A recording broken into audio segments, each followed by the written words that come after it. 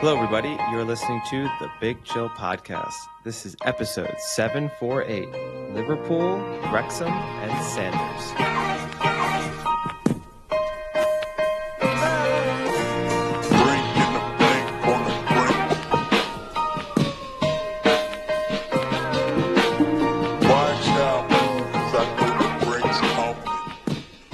Hello, Big Chillians, and welcome back to the Big Chill Podcast. I'm Frank, joined with Eddie. Eddie, how's it going? Yeah, things are going pretty well. I think things are going better for me than they're going for you. I've had a fairly relaxed start to my week. I've got a public holiday on Thursday. Wow, must be nice. Public holiday next week, off to Spain on holiday in a few days. You know, everything's rosy over here. What a life. Why don't you tell us about your life? Oh, it's been great.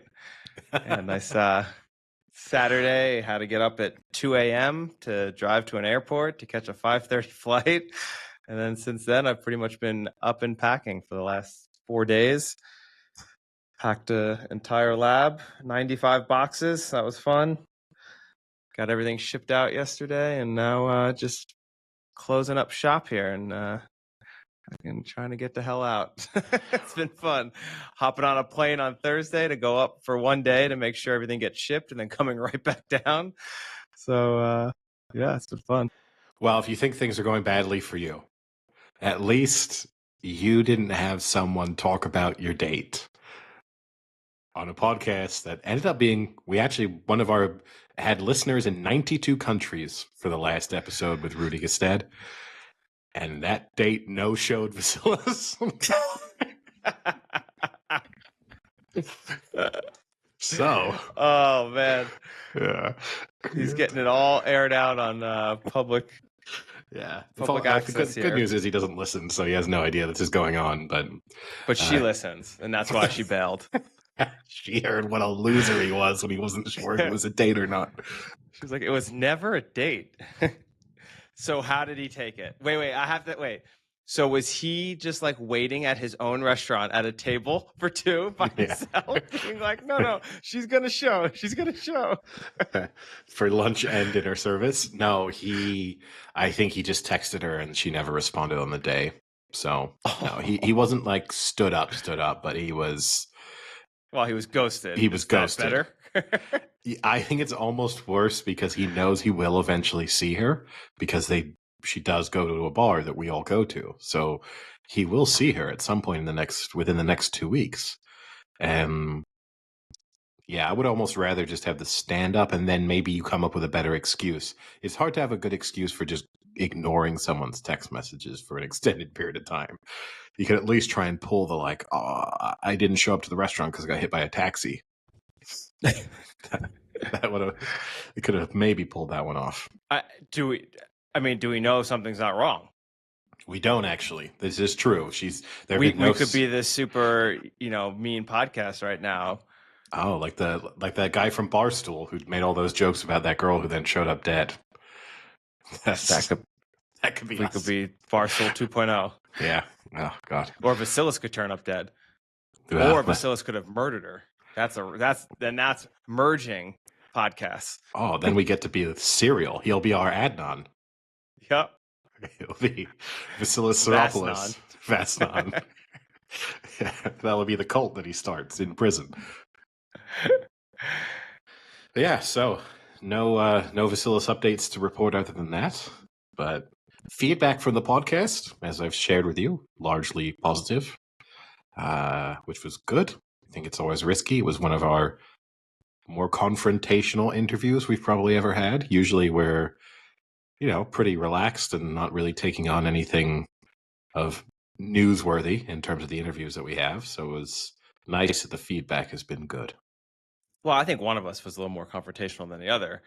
That's true. That's my role, though. You're the softball and I'm the bat. And between us, we make it work. But no, I'm the softball. You're the headshot. Okay. But it is worth saying, I mentioned at the end of the podcast the big chill bounce, and Blackburn did immediately experience a big chill bounce. They came from behind to win at the weekend for only the second time this season that they've gone behind and then gone on to win. Not second time they've won. No, it felt like it. But they So they go into the final, and other results pretty much went their way. So they go into the final day of the season with some hope of making the playoffs, a little bit of an outside chance. It's a pretty simple equation. There are 3 teams above them, and they need 2 of those 3 teams to not win, and they need to win. And if that happens, then, and there's a reasonable chance, one of those teams is playing Burnley, who are technically, fighting for the title. So there's reason for Burnley to play. You have one of the opposition playing Preston, which on paper looks like an easier match, but Preston are fighting for their lives at the bottom of the table. So it's not inconceivable. And you should say Blackburn have a match against Sheffield United where Sheffield United really don't have much to play for because they're locked into a playoff. So, and they're the first seed in the playoff, so they might want to rest. They might do. I think the thing that worries me a little bit about that is they have been resting players recently, and I think you might have a sense of trying to get a bit of momentum back before the whole rested versus rusty debate. Yeah, they've lost 3 of their last 5. Well, 4 of their last 6 actually in the Premier League, in the Premier League, the Championship. So they're not in the best of form, and always one of those considerations we speak about it when we do NFL coverage. This is a scenario where if Blackburn are to sneak into the playoffs, then that would mean that Blackburn and Sheffield United would be almost certainly be playing each other in the first round of the playoffs. So you also have the thought of, do we want to rest players, lose this match, and then potentially play this team a week later with them feeling like they have one over us? So, yeah. If I could make a prediction, it would be Sheffield play their starters, Blackburn beat them to make the playoffs, only to go back and play them again and lose to them. Just get absolutely demolished in the playoffs. That sounds like a script written in time right there. Now, I think the script, if I were to put my real supporter's hat on, is that Blackburn, all of the other results go the way that they need and Blackburn lose. I think it's at halftime. Oh my God, everyone else is losing by 2 goals and it's 0-0 in the Blackburn match. And then, they end up blowing it when it was technically in their own hands at that point. But no, I've not got my hopes up. I don't think they'll make the playoffs, but you never know. The reality is if they hadn't had that 5 matches where they completely blew any momentum against teams down the bottom of the table, this would be done and dusted at this point. They'd be already planning for their first leg in the playoffs, but weren't able to do that.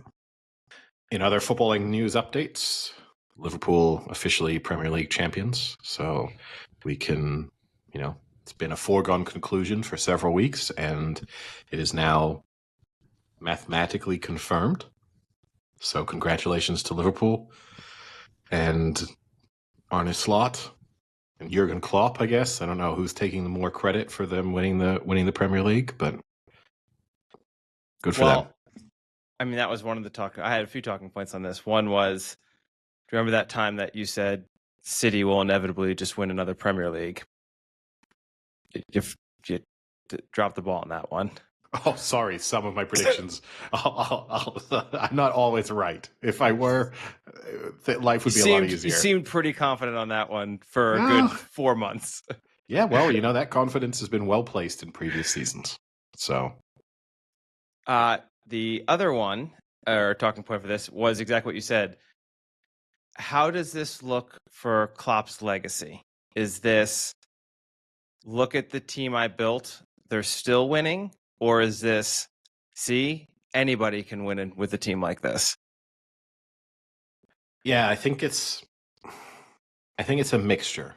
He obviously gets some credit, and ultimately I think people will speak about the Klopp stands out there, right? They're going to say, well, what a gentleman. He handed the team over when they weren't in a full rebuild mode, and he put the next manager in a good position to be immediately successful. And that's credit to Jurgen Klopp that he sort of didn't run the tank dry and then toss someone else the keys to the car, which is one of the criticisms that's sometimes leveled at Sir Alex Ferguson.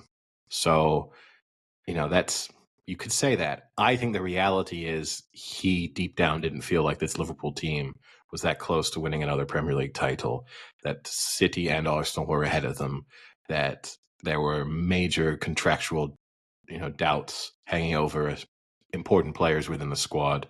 The squad's also getting older, and that the reality was that he didn't feel like hanging around for another 5 or 6 seasons to try and win another Premier League.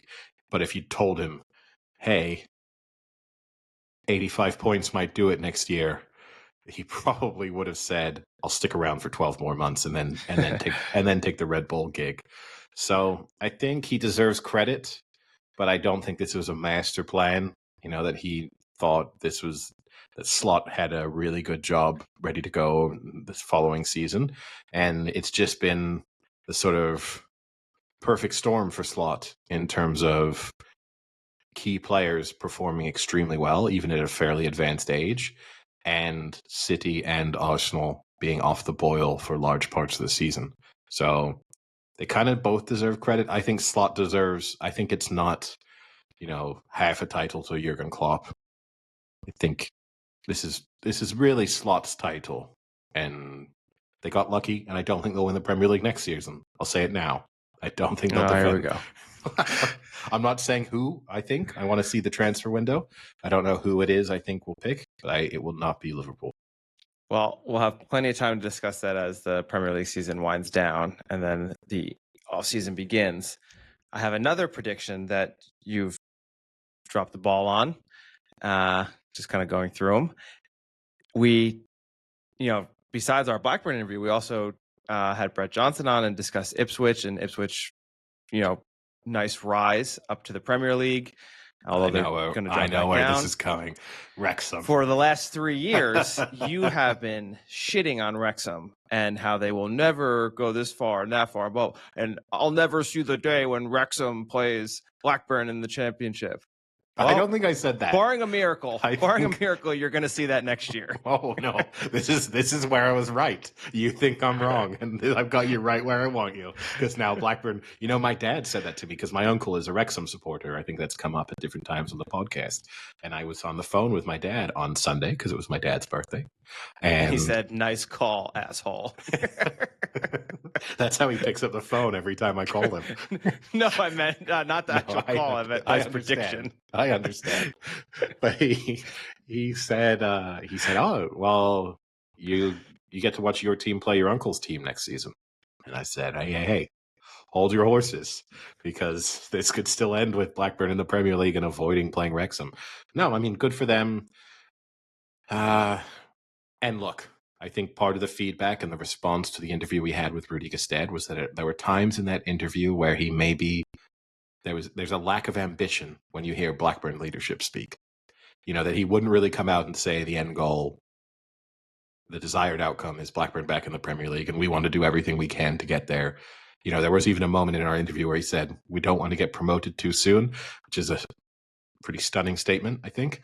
But the Wrexham are the antithesis of that, and I give them credit to Rob McElhenney and Ryan Reynolds when you hear them speak, where they acknowledge how difficult the task they face is, but they have blind ambition in tackling objectives each season and want to put people in the best position to overachieve.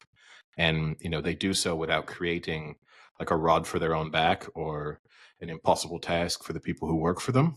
So, yes, I'm critical because I don't know how ultimately, if it's a net positive for football to have teams like Wrexham with celebrity owners who are running a business model that is not replicable or sustainable without them. But they still deserve credit. Like we spoke about in the Brett Johnson interview, I think they genuinely do care and are invested in the success of Wrexham. And I think getting to the Premier League is going to be a monumental task for them because they are. They must listen to this. This is the fuel they need. Oh, they listen to this episode. They'll before every match next season, they'll be listening to us preview them. But I think it's a tough task, as we kind of discussed with Rudy Gestede too, that, there's financial fair play rules that kick in the Championship that are different to the ones they've been existing under previously. And you look at their squad and there's not as much quality there as, that's a team that will do well as it's currently composed to stay in the championship. Never mind succeed in the championship. I'm sure they'll go out and sign good players. You see speculation of things like Jamie Vardy might go and play for them. I love it. And it would probably be perfect for him. But at the same time, he's a 38-year-old who, can't really hold down a place even at a decent championship level realistically. So So you wouldn't want him on Blackburn? I think if you bring him in for a little bit of experience and off the, as a substitute to come on and make an impact. But my guess is part of the reason why he's leaving Leicester is because he wants more than that. And the one thing I would say is I don't know if Jamie Vardy, the guy who openly says he wakes up and immediately drinks an energy drink, is the sort of older, wiser figure you want mentoring young players. So I don't know if he even fits that particular mold. But no, look, they might pull off some. There are players who will buy into the Wrexham model because they know the exposure they get through it is so huge that you would willingly, earn £5,000, £10,000 less a week on the off chance you're in the next Deadpool movie, or that Ryan Reynolds will tweet about you relentlessly. There's lots of ways in which you can make that money back. So I'm not going to rule out the fact that they could have a really good summer, but I would say the difference between, say, them and Birmingham, who have really spent a lot of money to put together a team even in League One, and I think we'll do it again, assuming in the Championship. They're a team who I think could really build quickly. And Wrexham in the Championship, I think they're going to have to plateau for a while and then try and get their way to the Premier League. Wow. Can't wait to see them in the Premier League next year. It's going to be amazing. Who else? Maybe. I heard Mo Salah was thinking about going to Wrexham. Trent Alexander-Arnold, maybe. Both. Oh, yeah. That's the kind of money they're working with now. Salah's going to have to struggle to get out of that new contract he just signed then. So, yeah, that pretty much now we're recording this while the Champions League semi-final, first leg is being played. PSG are 1-0 up at the Emirates at halftime. So I guess we'll give not live updates to our listener as that game progresses. But I had told former co-host Sam that if Arsenal made it to the Champions League final, that he could come on for the Champions League final prediction. He went one step further. Too bad I didn't also approve of that. So that's an empty promise. Well, it looks like they're not making it at the moment. So it's a moot point. But he responded by saying that he also wanted the offer of coming on when they've won, and so that he could express his love for 20 minutes for Mikel Arteta. Oh. For you. And he then also shared with me that statistic, which you may have seen. It's been kind of doing the rounds, which is the fact that the good omen for Arsenal heading into this is that the fact that the last 3 times the Pope has died, an English team has won the European Cup. So, sad news about the Pope, but great news for Premier League. Got some Arsenal fans excited. That's a nice stat. I like that one. The other statistic you might have liked, which I saw on the BBC, I think it was that after Liverpool had won their Premier League, that if you now rank the Premier League teams in order of the number of Premier League titles they've won, you end up with Blackburn Rovers 1, Leicester City 1, Liverpool 2, Arsenal 3, Chelsea 5, Manchester City 8, and Manchester United 13. A little hard to do without seeing it written down, but that is the Fibonacci sequence. Oh. So, one of those... BBC, man, they're so fucking smart. One of, natural existence of mathematical equations, or is wonderful to see. Speaking of smarts, actually, I forgot to mention this at the top of the podcast. I did my first ever escape room yesterday. So my lab was challenged by another lab. So it was me and 4 of my graduate students versus another professor and her students. She had an unfair advantage of we had a visiting speaker who was also a professor who joined up with her team. So she had 2 adults and I had 1 adult and 4 semi-adults. Yes, what I love about this story is you and I have done an escape room together. That wasn't a real escape room. That was like an escape closet. Well, we didn't get out, so Yeah, there was like 15 minutes to get out of it. It was like 2 clues. If you didn't get the first one, you were fucked. No, this was How did you do this? Speaking of, I don't know if I paid.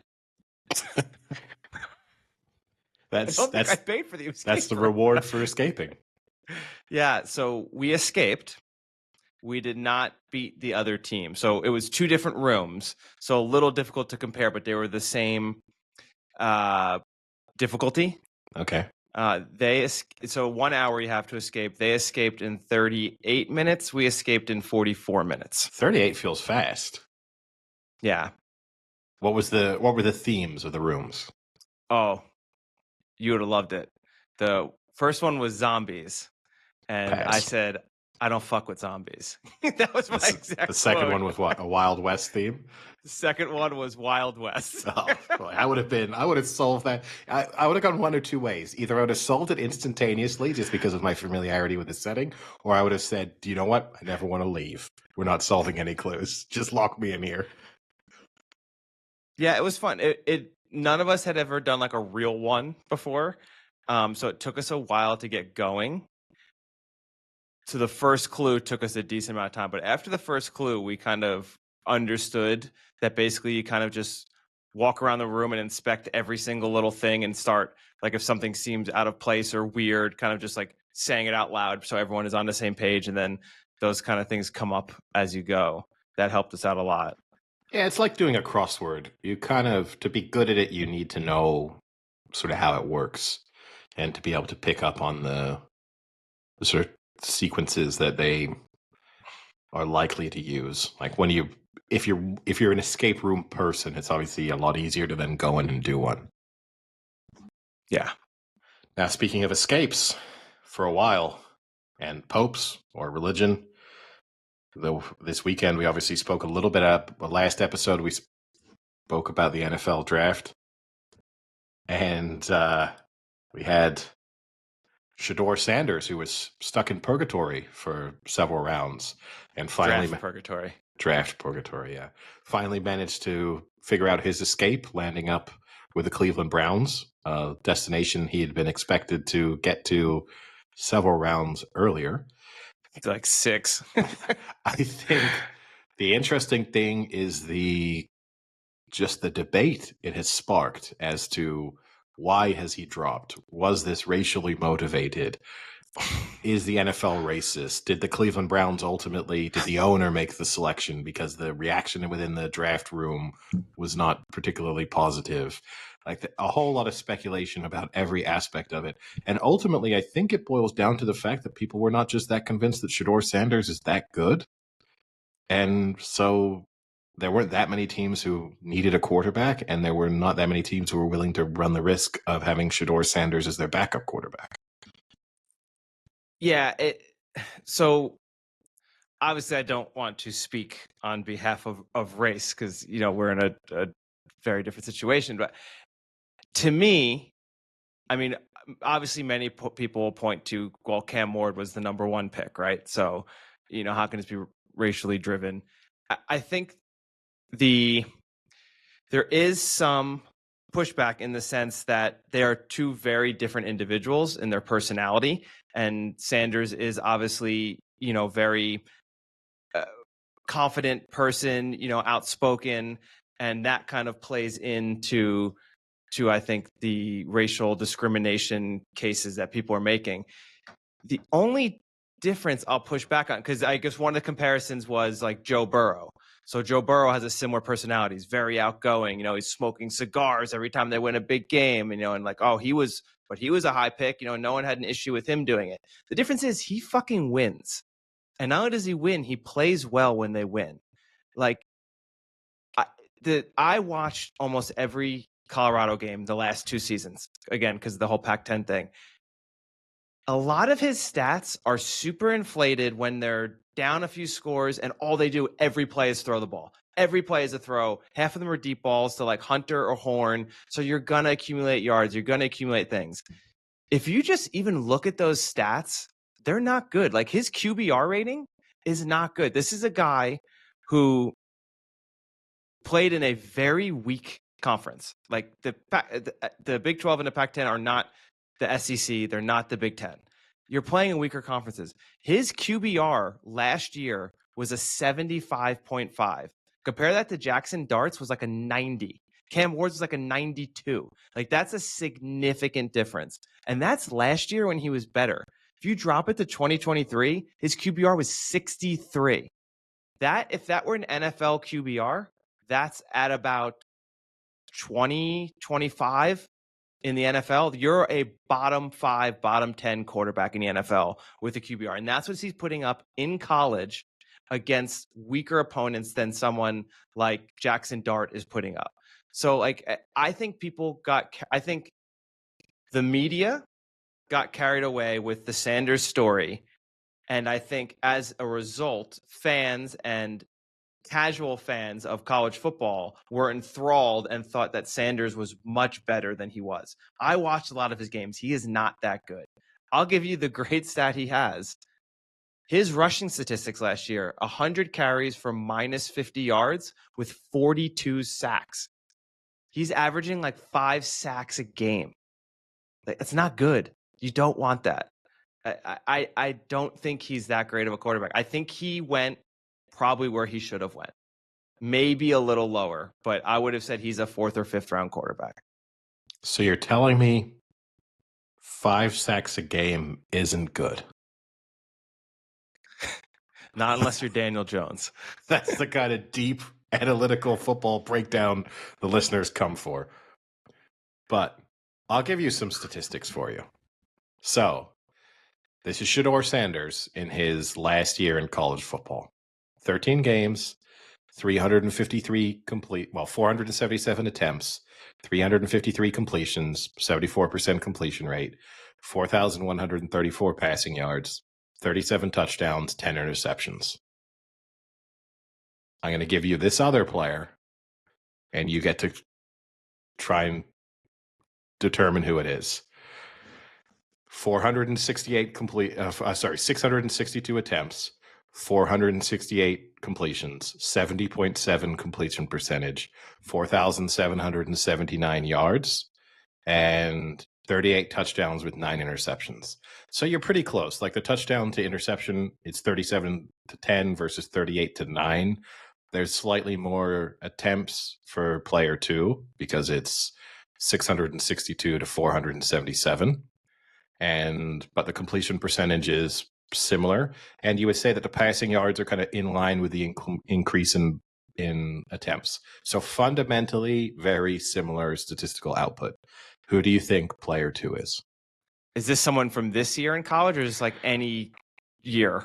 Fairly recent, but this is an active NFL quarterback. Fairly recent. Read it to me one more time. Just give me the yards, touchdowns, interceptions, completion. 4,779 yards, 38 touchdowns, 9 interceptions, 468 completions. And what's the QBR? His rating was 147.6. I don't do ratings.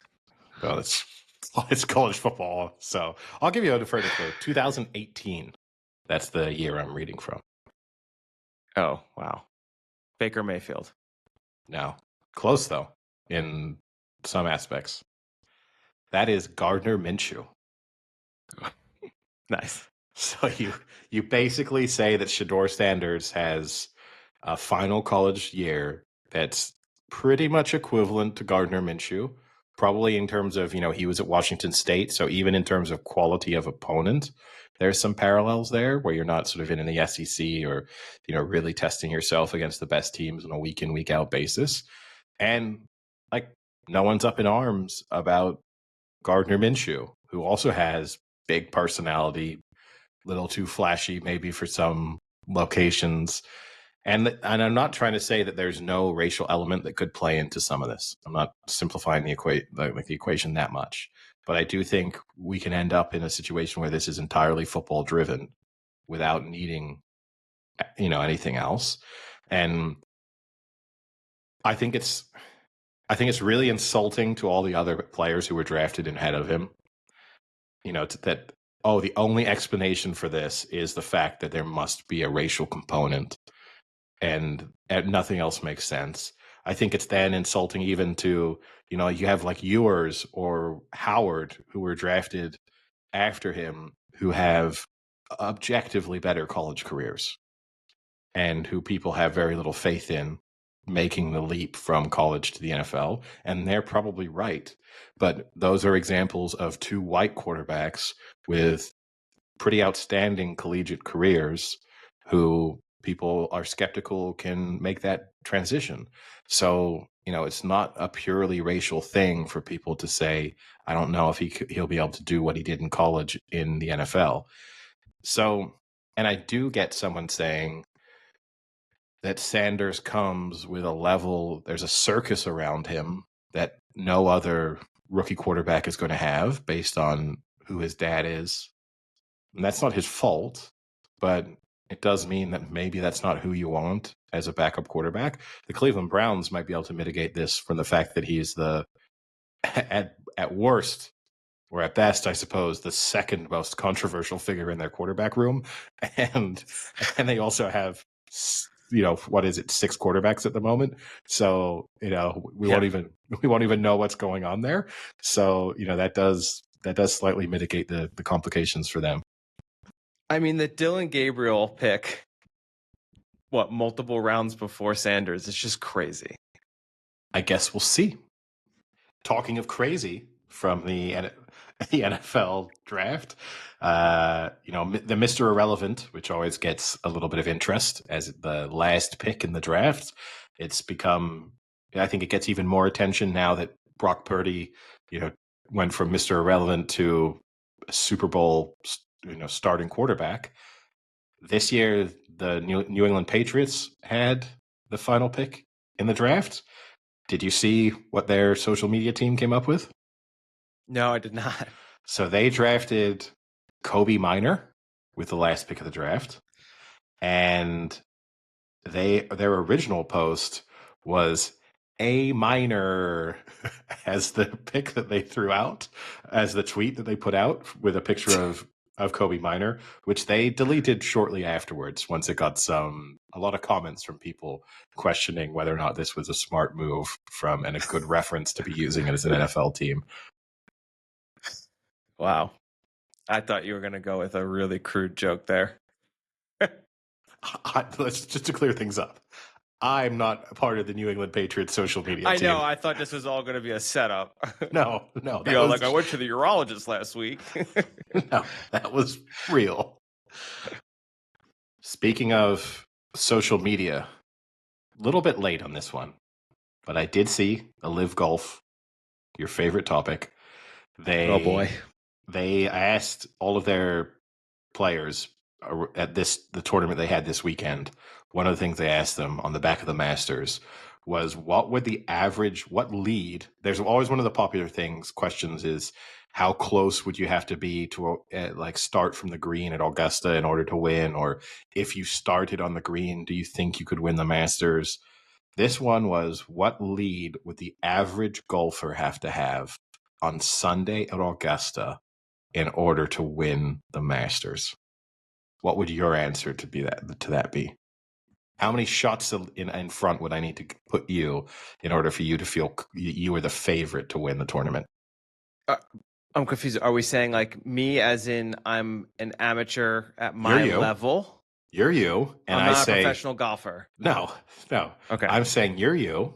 I'm gonna drop you in at the Masters.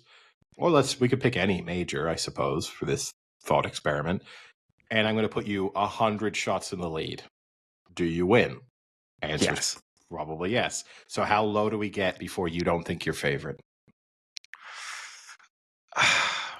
haven't played golf in like 5 years. I'm going to say I can. We'll let you get some practice rounds in, okay? We're not Okay. gonna. We'll give you 2 weeks to prepare I'm saying I can put up 100 at Augusta. on Sunday. Yeah. Oh, Sunday don't bother me. Sunday's God's day. I think I'll be blessed. final Sunday of God's the day, Masters. God's way. I'm blessed. I don't know. I think being confident you would crack 100 is pretty confident. But you said I have time to practice. 2 weeks, not 2 years. Oh, 2 days. That's all I need. And so you think you can beat Floyd Mayweather in a fight, and that isn't at all outrageous to you. But me just shooting 100 on a golf course is outrageous? Oh, yeah, for sure. That is a far more out. We'll let the listeners decide this one. I mean, listen, we've gone to the range. I outdrive the shit out of you. This is not true. This is A, not true, and B, hitting one good tee shot. You need 18 solid ones. You can't afford to lose too many balls. And you got to factor in there'll be the patrons, there'll be the gallery there, surrounding you. How many patrons are you going to kill with one of those big slice drives? I mean, it doesn't scare me. Yeah, I think I would want a 40-shot lead. I think that sounds fair. That would allow me to be average 2 shots worse off per hole, because I'm definitely going to have some really bad ones, but I'll probably also be able to scrape. Yeah. You want a 40-shot lead? Yeah. So let's say someone has a great round who's behind you and shoots a 65. That means you'd have to shoot a 105. Yeah, or a 104. Oh, you sure you could break 105, Eddie? Well, 104. I don't think there's that. I'd be interested to see how many times on the final Sunday at Augusta someone shot a 65. I think that's pretty low most years at Augusta. So I think realistically, in my mind, I think I need 108 probably to be able to win. Because also the person immediately behind me then has to shoot the 67, 68. It's not like the guy in last place shooting a 68 isn't going to dethrone me. Not everyone is 40 shots behind me. So now we have like a ranked list. It's not just everyone versus you. No, it's a real golf tournament. So it's not me 40 shots in front. It's a real golf tournament, but you're playing in it. And I'm 40 shots ahead, yeah. Yeah. It sounds super realistic. Look, this isn't my premise, and I don't know why I'm being shat on for just proposing the question. Because the way upon how outrageous you think it is for me to shoot 100, but you to just casually, easily shoot 105. No, I think I'd struggle. I think I do technically play more golf than you, but I think right. You played once in 3 years. I think I wouldn't be super confident of the 105. Like, if you're really making me bet my life or something, I'm probably taking 60 shots, something like that, and then really feeling like I can be. Because when I put it this way, when I felt good about 40, and then when in my head I then kind of did that math, and it was like, well, that allows me to only be 2 shots worse off than the person chasing me. That feels unobtainable. Like I'm going to be 3 or 4 on average worse than the person right behind me. Well, I mean, I can outdrive you at the range. I win every time I play mini golf, so I'm a better putter. So whatever you can shoot, I can shoot 6 strokes better. All right, this we could settle really easily. This one doesn't involve a fantasy scenario. This is just you and I hitting the golf course and seeing how it goes. And I'll spot you 6 shots. I'll spot you 16. I choose not to play. All right. Any other sporting topics to discuss? Or is it time for The Last of Us?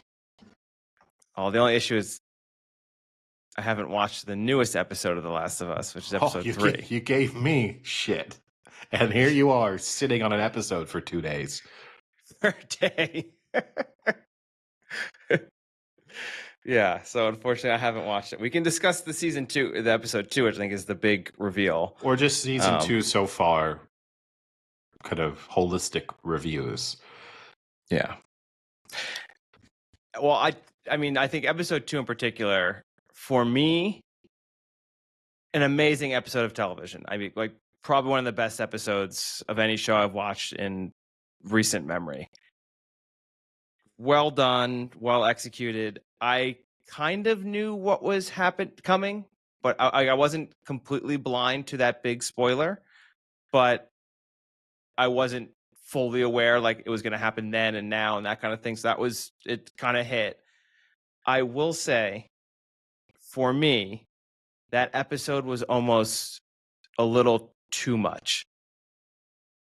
Like, I was stressed enough, just the scenes where Abby's trying to escape the horde with like the fence falling down on her and she's like claustrophobic crawling. That enough would have been for an episode. I've been like, wow, that got my heart rate going. That's good. But then you have an entire massive battle scene that was like a crazy, like what, 25-minute battle scene that was really intense. And then on top of that, you have a major character death out of nowhere. Like like I was fucking stressed after that episode. Well, okay. No, I don't want to be this guy, but let's just go with. There's some inconsistencies with the zombies that I've got some issues with. So take the Abbey surviving. So a chain link fence manages to hold them up for a few minutes, but they can burst through. And I know the big guy had to come No, in. they can't. The bloater is the burster. But still, you need the bloater. They slammed into the wooden wall and it budged when they ran into it, but the chain link fence held them up for a while. So maybe Jackson Hole needs to rethink the materials they're using for their fence. I think the Jackson Hole definitely need, with all the time they had, the several years to put together that their defenses, I'm not super impressed by the planning. Like, you need multiple walls, you need moats, you need spikes in the moats. But pits. You need spikes there. Like, how about just some bombs or some RPGs or some missiles or something? Give me something that has a little more explosion to it. Or how about a plan for setting something on fire that didn't involve you slowly rolling barrels out and then having to get the gasoline to go? Why couldn't you just have a system that had gasoline run across? Like, how about a moat of gasoline? Yeah. Like, that place should be just so easily defended with all the time they fucking had doing nothing else. Worry less about the corn crop and let's build some like proper defenses. I definitely want more than one wall. Give me a couple series of walls so that if they get through the first, then they're trapped in between the next couple. Not just they're getting through the wall. Uh-oh. Let's put the flamethrowers in Main Street and hope for the best. I mean, I just don't understand how they have, like, the gun room was just loaded with guns, but nothing past the gun. Like, how have they not stumbled upon some sort of like rocket launcher or something? Like, you take that bloater out, it's a whole different game. You don't need many just a few rocket launchers would be something. How about a grenade shooter? Something. One would have been good. Not a lot of automatic weapons either on that wall. A lot of guys just bolt action, just going at the zombies there. Yeah. Which again, and I get it. I'm sure a lot of it is like personal guns that they're collecting. Each person like has a personal gun. But at some point, someone must have come across some sort of army-like area. Go raid a Civil War museum and get yourself a Gatling gun or something, Like, at some point, just get something that has a rate of fire that's slightly higher than a bullet every 15 seconds. Let's try and speed that one up, and let's get some booby traps going and something. Like, I'm sure they were slightly lulled to sleep by the fact that for years, because it's been 5 years since they've got there, and they've been there for multiple years. So let's say Jackson has been doing its thing for, I don't know, 8 years, 9 years. They probably didn't have many massive encounters, probably just 3 or 4 zombies at a clip.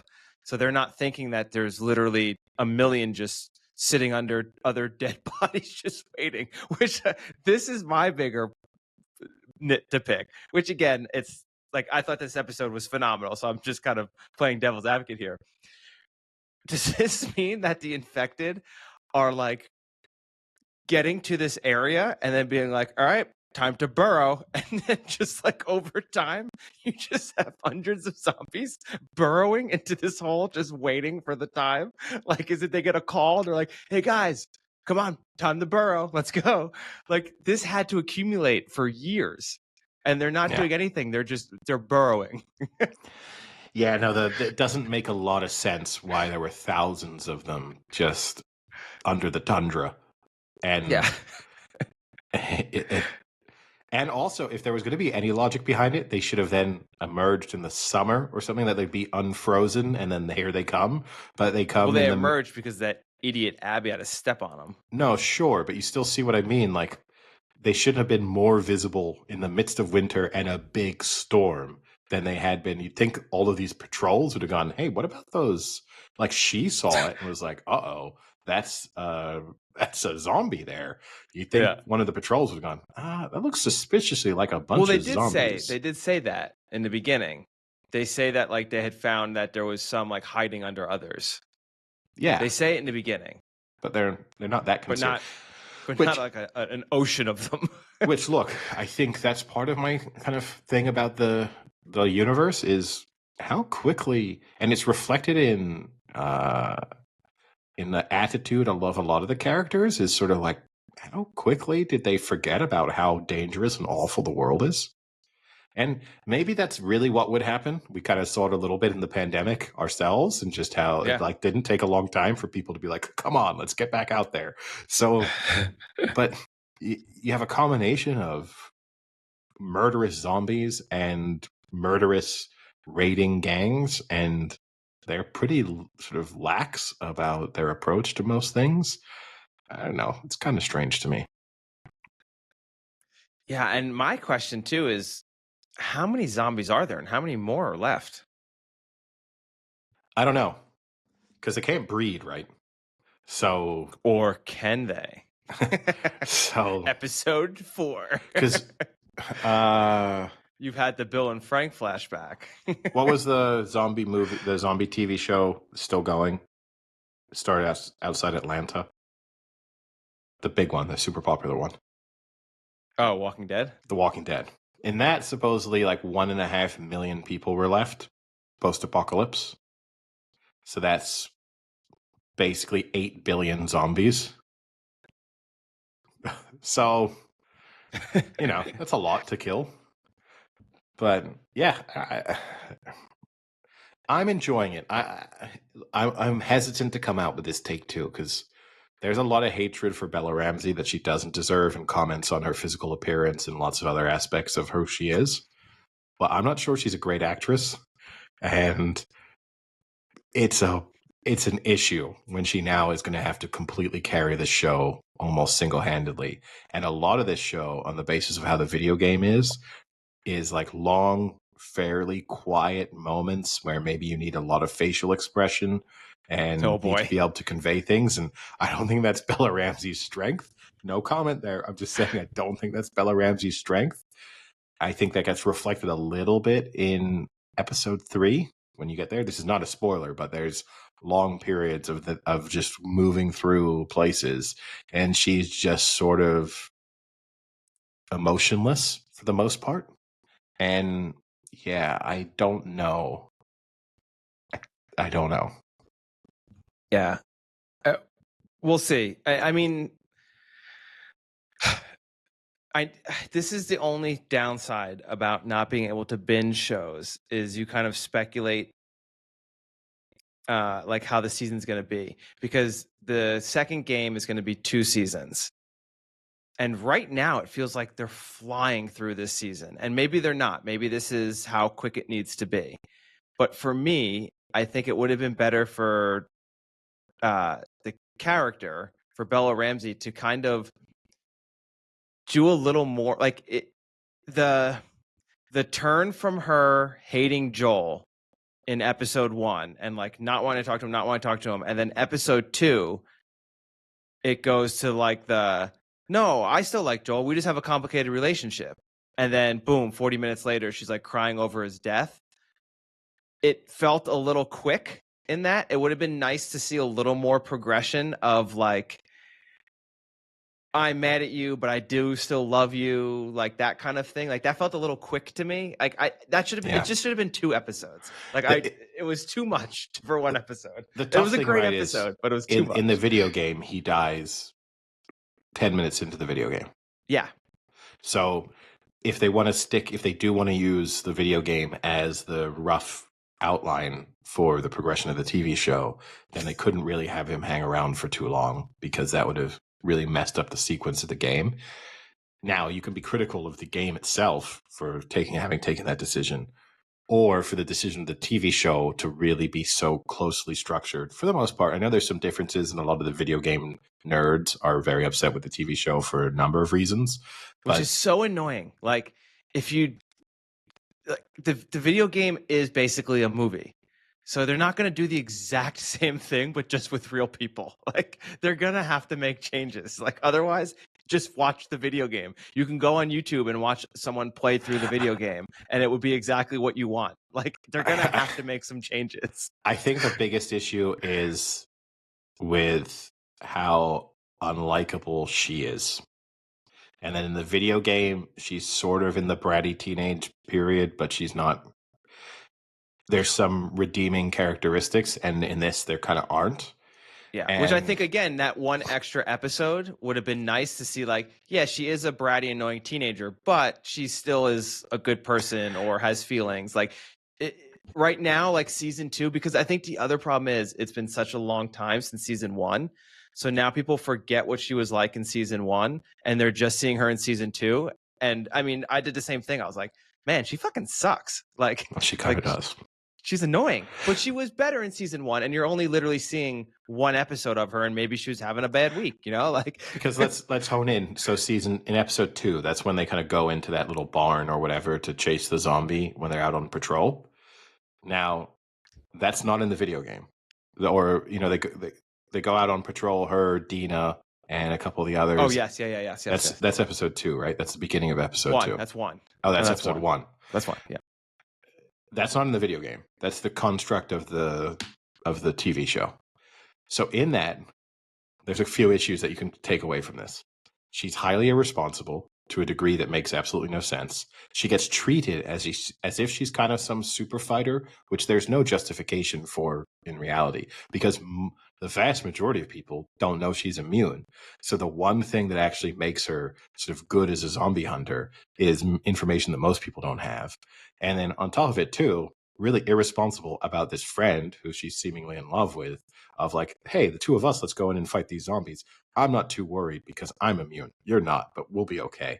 And then on top of it, too, even if you are immune, you could still just have your face mauled off by a zombie. Like, it's not the only threat of the zombie. Like, the threat isn't limited to getting the virus.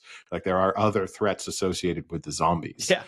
So her carelessness on that front, and just the acceptance of everyone else, like even when they get back and they get in trouble, and the response from them in the kind of debrief is like, well, you let Joel do it, and it's, what's the difference?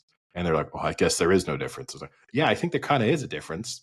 He's like a much bigger, stronger man who's fought his way through the world to save you, and you're a little girl who doesn't have that much firsthand fighting experience. Like, it's, not to come across as misogynistic or sexist, but it's not at all the same. And so there was things like that where I feel like the show is not doing much to help her as a character, and that's not based on the video game. And it also I just don't know why anyone in this village is tolerating her. Like, they would just be, oh my God, like, no one knows she's special, but she treats herself as if she's special. And at some point you would just think, like, this girl can fuck off. Like, why does she get all this treatment? I probably would have murdered her by now. Like, she's been tossed in with, that's how that zombie horde emerges, is because I've killed her and I'm throwing her body into the mass grave, and that wakes them all up. Yeah, I don't think she's that bad. I think we're just getting she's had a rough week, and we're seeing her at her worst. Maybe she's got some redeeming qualities, but unfortunately... She's had a rough few years, but so has the rest of the world and everyone in that village. And most of them are not bitchy, annoying teenagers. And she's also not that young. There's moments in the interactions 19. where they treat her, but some of it, like, that's what it's like having a teenage daughter, as if she's 13 and just kind of going through adolescence. It's like, no, she's Right? she should 19, be. I thought that's what they said. Yeah, she's 19. She should be over this phase by now. Like, at this point, people are not making excuses for you anymore. You're just an asshole. Well, yeah, I'm interested to see where this show goes because I mean that's the only spoiler I had for season 2 was knowing that was going to happen. So I don't really know past here what's going to happen. I have a rough idea, obviously, from the video game. I don't know how.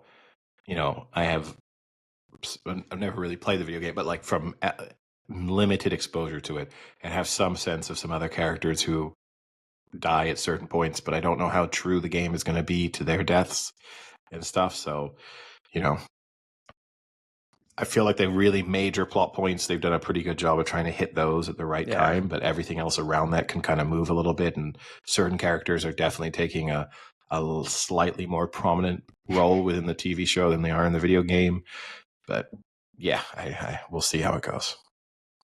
I'm just fearful that it lacks. This is a big TV show to be carrying by yourself, and I feel sorry for her because the type of backlash she's receiving on the internet is completely unwarranted, and like people are attacking her for all the wrong reasons. But I don't think that should mean that you can't just say, "I'm not sure she's great at this." Like, that's fair criticism, but people should not be using this as an opportunity to say horribly like homophobic remarks and stuff like that. That's not fair. Just because your little video game didn't translate into the TV show you wanted. Yeah. Well, are you watching any other television shows? I mean, obviously finished The Pit since we last spoke. I've been watching a show that I never really gotten into, but I started watching Righteous Gemstones. Do you like it? Yeah, it's enjoyable. It's fun. I was like I reasonably enjoyed Eastbound and Down, but there were season 1 of Eastbound and Down was really good. But there's moments where it just kind of was too overboard in the sort of crude element of it, where I think the joke got lost. It's just like kind of the shock value of And Righteous Gemstones, I think, is just kind of finding the right balance there, where there's still the outrageousness of a lot of what gets said or done, but with a goal behind it. And also, I mean, an interesting sort of topic to take on for a comedy show. But yeah, it's pretty good. I wouldn't go overboard in my reviews, but it's enjoyable. Yeah, I've been watching The Studio. That's the Seth Rogen one, where he's the head of like a movie studio. It's okay. There are certain aspects of it that they're definitely doing on purpose that I don't really enjoy. But overall, it's pretty funny. Some episodes are much better than others. Seth Rogen's energy can be a little much at times. It's good in short bursts, but when he's doing it for like 60 minutes straight with his like crazy, like nervous energy thing he has, it kind of gets a little annoying. So the episodes where he's in it less are better usually. But it's pretty funny. It has some pretty funny moments into it. So I haven't started watching Your Friends and Neighbors. That's the new John Hamm show that a lot of people are pretty high on. So I'll probably start that next week. Got a decent amount of traveling coming up, so I'll have some airplane time to watch. Insane move. Well, I don't think it is necessary to see John Hamm in a 75-inch television. Maybe. He's a very handsome man. All right. Anything else? I don't think so. I think I'm sure as soon as we stop recording, I'll remember 2 or 3 topics I wanted to bring up, or a TV show or something along those lines. But I think that's pretty much it for now. All right. Well, with that, we'll call it a day. Talk to you later. See ya. Cheerio.